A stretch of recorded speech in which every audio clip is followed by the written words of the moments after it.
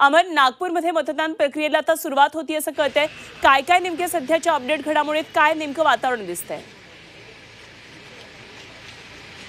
अनुपमा, बरोबर 7 वाजता मतदानाला सुरुवात होईल आणि तत्पूर्वी सरसंघचालक डॉक्टर मोहन भागवत थेट पोहोचलेले आहेत. त्यांच्या मतदान केंद्रावर आपण पोहोचलेलो आहे. माध्यमांची गर्दी आपण बघू शकतो. तिकडे जाऊन थेट आता थोड्याच वेळात सरसंघचालक मतदान केंद्रावर पोहोचले असून ते इथनं मतदानाच्या प्रक्रियेला त्यांची थोड्याच वेळात सुरुवात करेल. संघाचे सगळे पदाधिकारी, संघ मुख्यालयातले जे सिनियर जे स्वयंसेवक आहे ते सुद्धा इथे या मतदान केंद्रावर पोहोचलेले आहे. भाऊजी दप्तरी उच्च प्राथमिक शाळा हे या मतदान केंद्रावर त्यांचं मतदान होणार आहे. खरं तर नागपूर रामटेक इथे जवळपास 4000 पेक्षा जास्त मतदान केंद्र आहे. दोन्ही लोकसभा मतदारसंघासमोर 124 मतदारसंघ संवेदनशील समजण्यात येतात. पण सुरुवात जी होते ती सरसंघचालक डॉक्टर मोहन भागवत यांच्या मतदानाला होत आहे. त्याकरता ते पोहोचलेले आहे आणि थोड्याच वेळात अगदी संपूर्ण इथून ते मतदानाला सुरुवात सुद्धा करणार आहेत. अनुपमा, अगदी खरं तर अमर, आपण नेहमीच नागपूरमधून हे चित्र पाहतो. कुठलीही निवडणूक असली तरी मोहन भागवत हे पहिलं मतदान करत असतात. काय नेमकी ही ख्याती आहे? अगदी बरोबर आहे. अगदी परंपरेनुरूप मोहन भागवत जेव्हा नागपूरला असतात मतदानाच्या दिवशी तेव्हा सगळ्यात पहिले अगदी 7 वाजता त्यांचं मतदान अपेक्षित होतं. सुरुवात पण ते 5:45च्या दरम्यानच मतदान केंद्रावर पोहोचले आणि किंबहुना या मतदान केंद्रावर आता आपण थेट दृश्य बघू शकतो. काही मतदार सुद्धा पोहोचलेले आहे आणि त्यांनी रांगेत उभं राहणं सुरुवात केली. सकाळपासून हा एकूणच उत्साह दिसून आला. खरं तर जगातल्या सगळ्यात मोठ्या लोकशाहीचा हा संपूर्ण उत्सव आहे. त्याच्याकरता लोकांमध्ये एक उत्साहाचं वातावरण गरजेचं आहे. त्या दृष्टीने एक चांगलं असं चित्र दिसून येत आहे. गेल्या वेळेस नागपुरात सुद्धा 54% मतदान झालं होतं, पण यंदा मात्र त्यापेक्षा जास्ती मतदान व्हावं, 75% पेक्षा जास्त मतदान व्हावं याकरता प्रशासनाने सुद्धा प्रयत्न केले आहे आणि त्या दृष्टीने आता सकाळपासूनच मतदान केंद्रावर गर्दी दिसून येत आहे. भाऊजी दप्तरी हे मतदान केंद्र, तिथे सगळ्यांचंच आता संपूर्ण देशाचं लक्ष लागलं आहे. माध्यमांचे संपूर्ण देशभरातले किंबहुना जगभरातील प्रतिनिधी इथे येऊन पोहोचलेले आहे. सरसंघचालक हे इथून सर्वप्रथम मतदानाला सकाळी 5:45च्याच दरम्यान मतदान केंद्रावर पोहोचलेले आहे आणि त्यांच्यासोबत अगदी संघ मुख्यालयातील म्हणजे या मतदान केंद्राच्या अगदी काही अंतरावर, हाकेच्या अंतरावर संघ मुख्यालय, तिथले पण काही सिनियर स्वयंसेवक आहे, ज्येष्ठ स्वयंसेवक आहे, ज्येष्ठ प्रचारक आहे, ते सुद्धा या मतदान केंद्रावर पोहोचलेले दिसून येत आहे. आता हे थेट दृश्य आपण जे बघू शकतो, काही सिनियर प्रचारक जे आहे ते इथे येऊन उपस्थित असलेले दिसतात. अगदी थोड्याच वेळात सरसंघचालक बाजूच्या एका रूममध्ये जाऊन थांबले. ते मतदान केंद्रावर मतदान आपला हक्क बजावण्याकरता थोड्याच वेळात आतमध्ये पोहोचतील. एकूणच मोठा असा उत्साह या संपूर्ण मतदान केंद्रावर आणि संपूर्ण याच्यात दिसून येतोय. अगदी अमर, आपण ह्या दृश्यांचा असाच आढावा घेत राहणार आहोत, कारण नागपूरकडे सध्या सगळ्यांचं लक्ष लागलेलं आहे. अत्यंत लक्षवेधी अशी ही लढत आहे. स्वतः केंद्रीय मंत्री नितीन गडकरी या निवडणुकीच्या रिंगणामध्ये आहेत. प्रतिष्ठा पणाला लागलेली आहे. विकास ठाकरे त्यांच्या विरोधात आहेत आणि त्यामुळे निश्चितच लक्ष संपूर्ण देशाचं आजचं या मतदारसंघाकडे असणार आहे. रामटेक मतदारसंघाविषयी सुद्धा आपल्याकडून माहिती जाणून घ्यायची आहे. रामटेक मतदारसंघामध्ये सुद्धा आता मतदानाला सुरुवात होतीये. काय नेमकी ही लढत कशी असणार आहे? अगदी तिरंगी लढत आहे. तिथे राजू पारवे विरुद्ध बर्वे ही प्रमुख लढत आहे. पण काँग्रेसचे बंडखोर गजभियेंनी सुद्धा इथे वंचितच्या पाठिंबावर उभे आहे. त्यामुळे तिरंगी लढत आहे. एक तर हा रामटेक लोकसभा मतदारसंघाचं वर्णन करायला गेल्यास नागपूर लोकसभा मतदारसंघाला वेढा घालून असलेला आहे. काही दुर्गम भाग सुद्धा आहे पेनचा. तिथे अगदी काही मतदान केंद्रावर पोहोचणं फार अवघड असतं, पण प्रशासनाने अगदी सोय केलेली आहे आणि काही थीम्सवर, खास करून आदिवासी मतदारांकरता काही थीम्सवर त्यांनी मतदान केंद्र सुद्धा तयार केलं आहे. रामटेकमध्ये सुद्धा सकाळपासून एक उत्साहाचं वातावरण आहे. यावेळेस तिथे सुद्धा 2400च्या पेक्षा जास्त 2400 पेक्षा जास्त मतदान केंद्र आहे. त्यामुळे तिथे सुद्धा एकूणच एक उत्साह दिसून येतोय.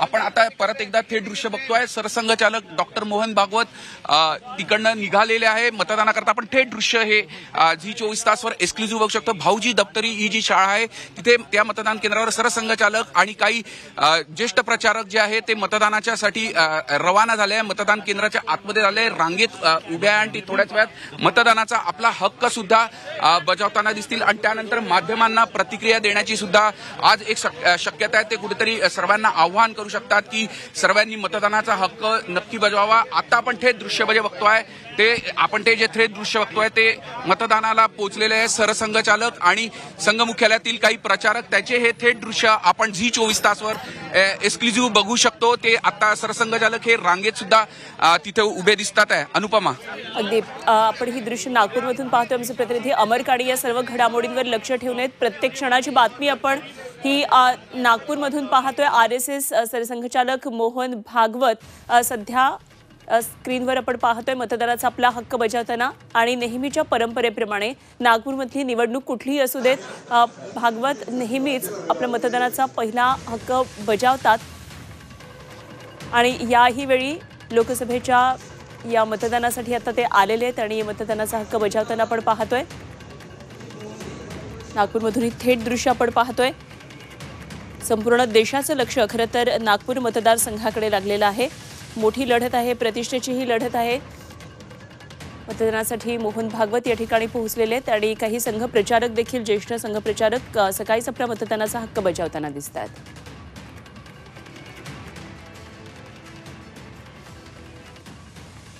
आणि ही थेट दृश्य आपण पाहतो आहोत नागपूरमधून.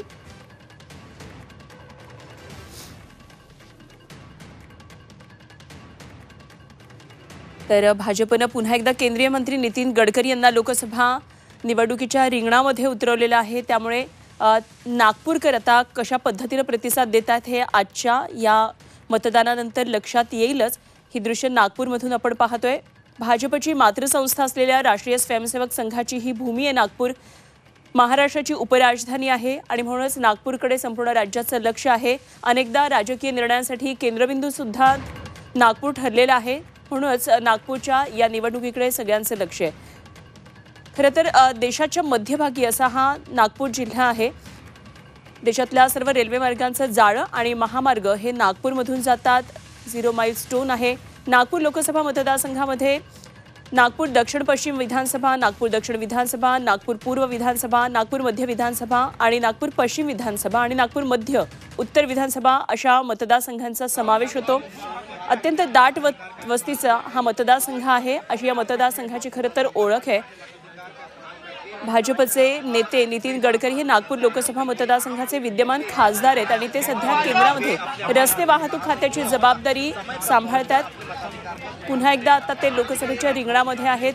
गेल्या 5 वर्षामध्ये त्यांनी केलेली विकास कामं यावर नागपूरकर आता कशा प्रकारे विश्वास दाखवतात हे बघणं महत्त्वाचं ठरणार आहे. ही दृश्य आपण थेट नागपूरमधली पाहतोय.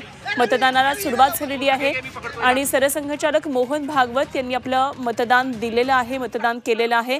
माध्यमांबरोबर ते काही बोलतात का याची आता उत्सुकता आहे.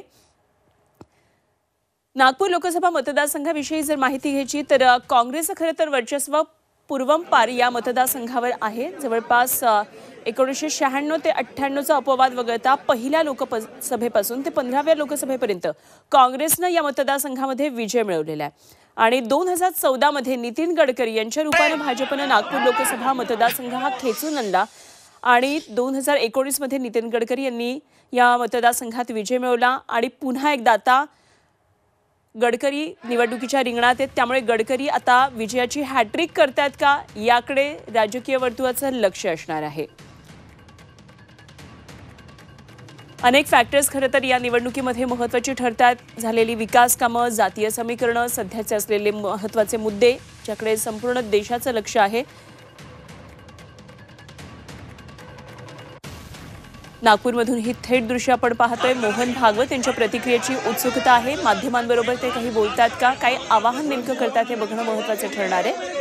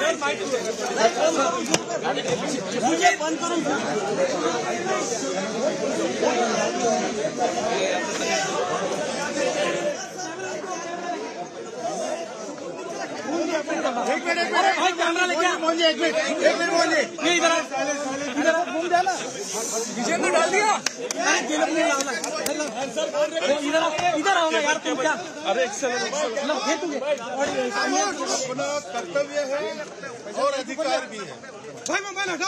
मतदान से हम अपने देश का 5 वर्ष के लिए भविष्य निर्धारित करते हैं एक तरह से, और इसलिए सब लोगों ने मतदान करना चाहिए।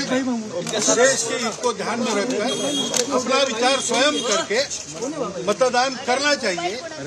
और इसलिए आज सबसे पहला व्यक्तिगत कार्य मैंने ये किया है कि मैंने मतदान किया।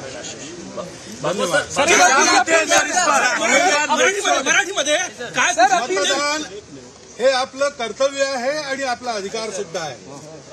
मतदानाने येत्या 5 वर्षाकरता आपण आपल्या देशाचं भाग्य निर्धारित करतो आणि म्हणून प्रत्येकाने मतदान केलं पाहिजे।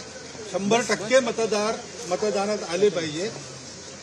म्हणून आज पहिलं काम जे मी केलं उठल्यावर ते मी मतदान केले।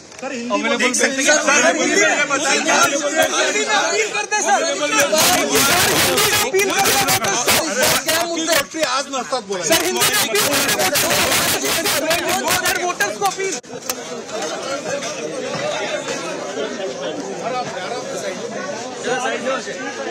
सरसंघचालक मोहन भागवत यांची ही प्रतिक्रिया आपण ऐकली। मतदानाचा आपला हक्क मोहन भागवत यांनी बजावलेला आहे आणि देशातल्या नागरिकांना त्यांनी आवाहन केलेलं आहे। मतदान हे आपलं कर्तव्य आहे आणि अधिकारही आहे। येणाऱ्या 5 वर्षासाठी देशाचं भवितव्य निर्धारित करण्यासाठी आणि देशाचं हित लक्षात घेऊन मतदान करणं गरजेचं असल्याचं आवाहन त्यांनी केलेलं आहे। आमचे प्रतिनिधी अमर काळे आपल्याबरोबर या सर्व घडामोडींवर लक्ष ठेवून होते। अमर, धन्यवाद दिलेल्या माहितीसाठी।